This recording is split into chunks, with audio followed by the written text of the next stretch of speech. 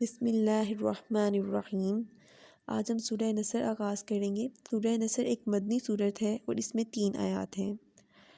اس سورت کی جو پہلی 2 آیات ہیں ان میں فتح مکہ کے بارے میں بتایا گیا ہے، اور تیسری آیت میں اللہ تعالیٰ آپ صلی اللہ علیہ وسلم کو تسبیح و تحمید اور استغفار کا حکم دے رہے ہیں۔ اصل میں یہ سورت آپ صلی اللہ علیہ وسلم پر آخری وقت میں نازل ہوئی تھی، اور جس وقت یہ سورت نازل ہوئی تھی تو اس وقت صحابہ کرام سمجھ گئے تھے کہ آپ صلی اللہ علیہ وسلم کا ہم سے بچھڑنے کا وقت آ گیا ہے۔ سورہ نصر میں اصل میں فتح مکہ کے بارے میں بتایا گیا ہے۔ اس سورت کا آغاز کرنے سے پہلے میں آپ کو فتح مکہ کے بارے میں کچھ بتانا چاہوں گی، تاکہ آپ کو پہلے فتح مکہ کا پتہ ہو اور پھر ہم اس سورت کا آغاز کریں گے۔ اصل میں جب حدیبیہ کا صلح نامہ طے پایا تھا تو اس نے یہ طے پایا تھا کہ عرب میں جتنے بھی قبیلے ہوں گے ان سب کے پاس اختیار ہوگا، اگر وہ چاہیں تو وہ مسلمانوں کے ساتھ مل سکتے ہیں، اگر وہ چاہیں تو قریش کے ساتھ مل سکتے ہیں۔ تو وہاں پہ ایک قبیلہ حذاء تھا اور ایک قبیلہ بنو بکر تھا۔ ان دونوں قبیلوں کی آپس میں نہیں بنتی تھی اور ان کی پرانی دشمنی آپس میں چلتی آ رہی تھی۔ جو قبیلہ حذاء تھا وہ مسلمانوں کے ساتھ مل گیا،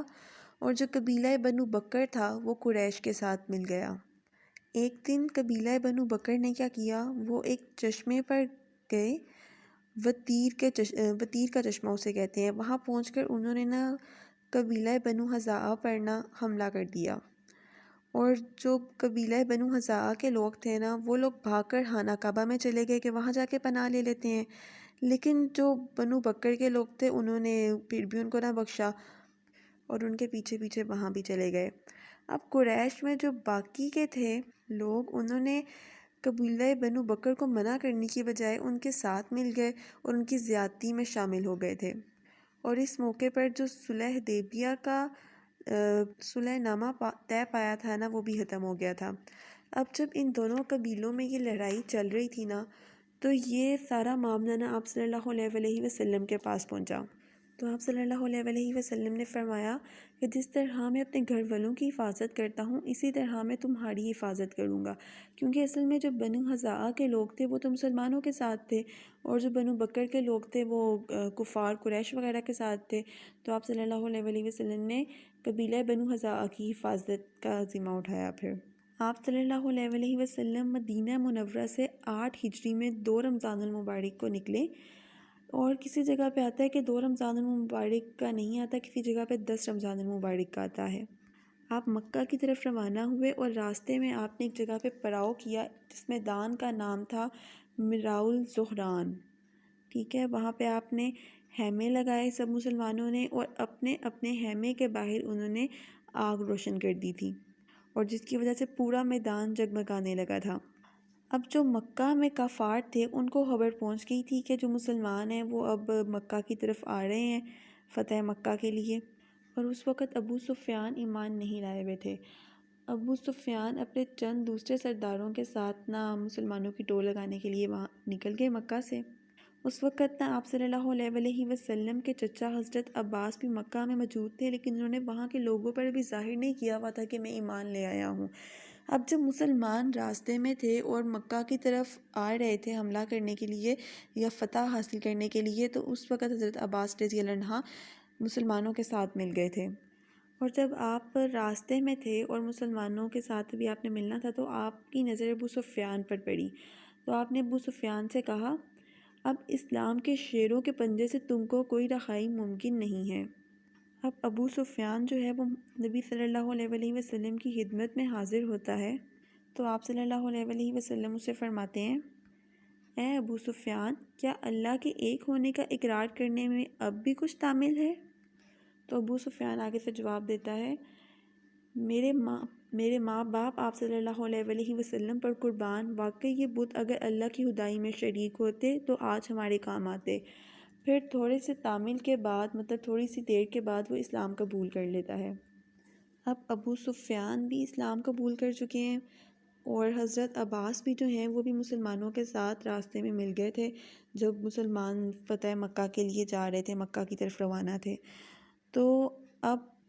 حضرت عباس آپ صلی اللہ علیہ وسلم سے کہتے ہیں، ابو سفیان ذرا عزت پسند آدمی ہیں، تو آپ صلی اللہ علیہ وسلم ان کے ساتھ خصوصی برتاؤ کیجئے۔ تو آپ صلی اللہ علیہ وسلم فرماتے ہیں کہ مکہ میں جو لوگ ہیں، اگر تو وہ یا ابو سفیان کے گھر میں پناہ لے لیں، یا وہ خانہ کعبہ میں چلے جائیں، یا کوئی شخص اگر اپنے گھر میں کورا لگا کر بیٹھے تو ان کو محفوظ رکھا جائے گا، ان کو کوئی نقصان نہیں پہنچے گا پھر۔ اب اسی طرح سے جب سارا لشکر مکہ کی طرف روانہ تھا، اور جب وہ مکہ میں داخل ہوتے ہیں نا، آپ صلی اللہ علیہ وسلم اپنی اونٹنی قصفہ پر سوار تھے اس وقت، اور آپ صلی اللہ علیہ وسلم کی زبان پر سورہ فتح کی آیات رواں تھیں۔ تو آپ صلی اللہ علیہ وسلم خود مکہ میں بلائی حصے سے داخل ہوئے، اور حضرت خالد بن ولید رضی اللہ عنہ کو فرمایا کہ آپ نہ مکہ کے زیریں حصے سے مکہ میں داخل ہوں، اور آپ نے ساتھ حضرت خالد بن ولید کو کہا کہ آپ نے کسی پر تلوار نہیں اٹھانی ہے۔ تو جب آپ وہاں سے مکہ کے زیریں حصے سے داخل ہو رہے تھے حضرت خالد بن ولید، تو وہاں پہ جو لوگ رہتے تھے نا، وہ ذرا جھگڑالو قسم کے تھے۔ تو مسلمانوں نے تو پہلے لڑائی میں پہل نہیں کی، لیکن ان لوگوں نے پہلے، جو کفار تھے، انہوں نے پہلے لڑائی میں پہل کی، جس کی وجہ سے 3 صحابہ کرام شہید ہو گئے تھے۔ اور جب پھر مسلمانوں نے جوابی حملہ کیا تو اس کی وجہ سے جو کفار تھے ان کے 13 آدمی قتل ہوئے۔ اب یہ جو مسلمانوں کا سارا قافلہ تھا، حضرت محمد صلی اللہ علیہ وسلم جو مکہ میں داخل ہوئے ہیں بلائی حصے سے، اور حضرت خالد بن ولید زیری حصے سے اب داخل ہوئے ہیں مکہ کے، اب یہ سب جاتے ہیں خانہ کعبہ کی طرف۔ اب خانہ کعبہ کی جو چابیاں تھیں نا، وہ عثمان بن طلحہ کے پاس تھیں۔ حضرت عثمان بن طلحہ رضی اللہ عنہ سے آپ صلی اللہ علیہ وسلم خانہ کعبہ کی چابیاں لیتے ہیں اور دروازہ کھلواتے ہیں، اور حضرت بلال رضی اللہ عنہ کے ساتھ خانہ کعبہ کے اندر آپ صلی اللہ علیہ وسلم تشریف لے جاتے ہیں۔ اب وہاں پہ خانہ کعبہ کی دیواروں پر نا بتوں کی تصویریں بنی ہوئی تھیں، ان تصویروں کو آپ صلی اللہ علیہ وسلم نے مٹایا، اور اس کے بعد پھر آپ صلی اللہ علیہ وسلم خانہ کعبہ سے باہر تشریف لے آئے اور نماز شکر ادا کی، اور جو خانہ کعبہ کی چابیاں تھیں وہ آپ نے واپس حضرت عثمان بن طلحہ رضی اللہ عنہ کو واپس کر دی تھیں۔ اور ایون آج تک خانہ کعبہ کی چابیاں حضرت عثمان بن طلحہ کی فیملی کے پاس کی ہیں، مطلب ان کی آل اولاد جو بھی آ رہی ہیں، انہی کے خاندان کے پاس خانہ کعبہ کی چابیاں ہیں آج تک۔ اب آپ صلی اللہ علیہ وسلم نے خانہ کعبہ میں دیواروں پہ جو تصویریں تھیں بتوں وغیرہ کی بنی ہوئی، ان سب کو مٹا دیا تھا۔ اب خانہ کعبہ کے باہر بھی جو بت تھے نا، آپ صلی اللہ علیہ وسلم نے اپنی کمان سے بتوں کی طرف کرتے تھے اشارہ، اور جس بت کی پیٹھ کی طرف اشارہ کرتے تھے نا، وہ اپنے منہ کے بل گر جاتا تھا، اور جس بت کے منہ کی طرف اشارہ کرتے تھے وہ اپنی پیٹھ کے بل گر جاتا تھا۔ اب اسی طرح سے جب تمام بتوں کو گرا دیا گیا، خانہ کعبہ کے اندر سے تمام تصویریں بتوں وغیرہ کی ختم کر دی گئیں، تو آپ صلی اللہ علیہ وسلم اب جب باہر تشریف لائے ہیں نا خانہ کعبہ کے، اور نماز شکر ادا کر لی ہے، اس کے بعد اب آپ صلی اللہ علیہ وسلم ان لوگوں کی طرف سے مخاطب ہوتے ہیں جو کہ اب آپ خانہ کعبہ کے نا صحن میں بہت سے مرد و عورت کھڑے تھے، جو اب ڈر لگ رہا تھا ان کو کہ اب آپ صلی اللہ علیہ وسلم ان کے ساتھ کیا سلوک کریں گے، اور وہ اپنی قسمت کا فیصلہ سننے کے لیے اب انتظار میں تھے کہ آپ صلی اللہ علیہ وسلم اب ان کے ساتھ کیا برتاؤ کرتے ہیں۔ تو آپ صلی اللہ علیہ وسلم نے ان سے کہا کہ آج تم پر کوئی الزام نہیں، جاؤ تم سب آزاد ہو۔ مطلب کہ آپ صلی اللہ علیہ وسلم نے ان سے یہ نہیں کہا کہ آپ لوگوں نے مجھ پہ بہت ظلم کیے تھے، میں آپ سے کوئی بدلہ لوں گا۔ آپ صلی اللہ علیہ وسلم نے بلکہ ان سب کو کہا کہ مجھے آپ پر کوئی الزام نہیں ہے، آپ سب آزاد ہو۔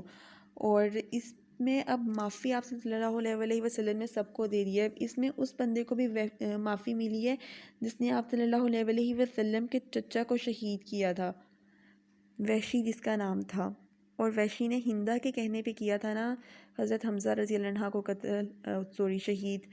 تو ہندہ اور وحشی ان دونوں کو بھی اس موقع پر معافی مل گئی تھی۔ اب آپ صلی اللہ علیہ وسلم کوہ صفا پر جا کر بیٹھ گئے تھے، اور پھر جو بھی شخص اپنی مرضی سے آپ صلی اللہ علیہ وسلم کے پاس جاتا تھا اور اسلام قبول کر لیتا تھا، اور آپ صلی اللہ علیہ وسلم کے ہاتھ پر بیعت کر لیتا تھا۔ اس طرح سے مسلمانوں کو فتح مکہ نصیب ہوئی تھی، اور اس سورہ نصر میں بھی اللہ تعالیٰ نے ہمیں فتح مکہ کی طرف کی اشارہ کیا ہے۔ اب اگلے لیسن میں ہم اس سورت کی ترجمہ اور تفسیر دیکھیں گے۔ جزاک اللہ۔